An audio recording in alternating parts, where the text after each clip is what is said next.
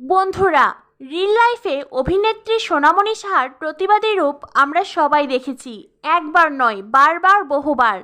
আর এইবার বাস্তবেও প্রিয় অভিনেত্রী সোনামণি সাহার প্রতিবাদী রূপ প্রকাশ পেল।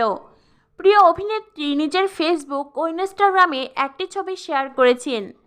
মা দুর্গার সাজে এই ছবির ক্যাপশনে প্রিয় অভিনেত্রী লিখেছেন, আমরাই মায়ের প্রতীকী, মায়ের আরেক রূপ, লালসা নয়, শ্রদ্ধার দৃষ্টি জ্ঞাপন করুন, তা না হলে প্রতিপক্ষ বা প্রতিদ্বন্দ্বী বলে কোনো শব্দ বজায় রাখব না, সৃষ্টি করাই বন্ধ করে দেব।